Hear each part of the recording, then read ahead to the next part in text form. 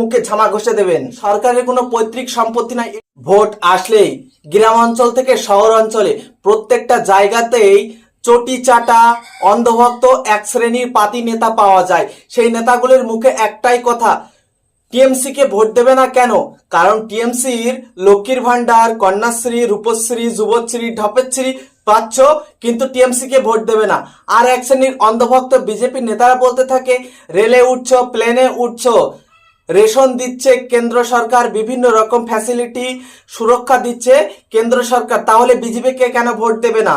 ঠিক একই কথা যদি কংগ্রেস বলে, এই দেশকে তৈরি করেছি আমরা, এই দেশের বিভিন্ন জায়গায় আমাদের অবদান রয়েছে, ইসরো থেকে বিভিন্ন জায়গাতে, সিপিএম পশ্চিমবঙ্গে বিভিন্ন জায়গায় 34 বছর রাজত্ব করেছে, তারা স্কুল কলেজ থেকে প্রচুর কিছু বানিয়েছে, এবং সেগুলি কি সাধারণ মানুষ ব্যবহার করবে না? এই ধরনের কথা এক শ্রেণীর মানুষ, চটি চাটা গান্ডু মার্কা পাতি নেতারা বলে থাকে, তাদের মুখের উপরে এই ধরনের কথা বলে দেবে। কিসের জন্য? এগুলি আমরা পাবো না, এগুলি সরকারের কোনো পৈতৃক সম্পত্তি নাই। এই সম্পত্তিগুলো আসে আমাদের মতো সাধারণ মানুষের ট্যাক্সের টাকা থেকে।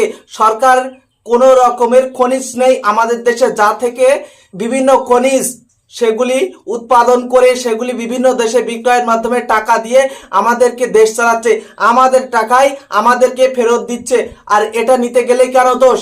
যে সরকার যে প্রকল্পই করুক না কেন, প্রত্যেকটা জনগণের সেটা নেওয়ার অধিকার আছে, কারণ এই দেশের প্রত্যেকটা মানুষ ট্যাক্স দিয়ে থাকে। কোনো সরকার যদি একটি মাত্র ভুল করে, তার বিরুদ্ধে প্রত্যেকটা মানুষ প্রতিবাদ করতে পারে। সে হতে পারে টিএমসি করে, বিজেপি করে, সিপিএম করে, এসএফআই করে, কংগ্রেস করে, কুচবি কোনো পার্টি সে করতে পারে। তবে সরকার ভুল করলেই, আমি টিএমসিতে ভোট দিয়েছি, বিজেপিতে ভোট দিই, যাতেই ভোট দিই না কেন, সরকার ভুল করলে আমি প্রতিবাদ করব, সে যে দলেরই হোক না কেন। বিজেপি ভুল করলে বিজেপির বিরুদ্ধে প্রতিবাদ করব, টিএমসি ভুল করে টিএমসির বিরুদ্ধে প্রতিবাদ করব। কোনো জায়গায় দুর্নীতি হলে তার বিরুদ্ধে আওয়াজ তুলব।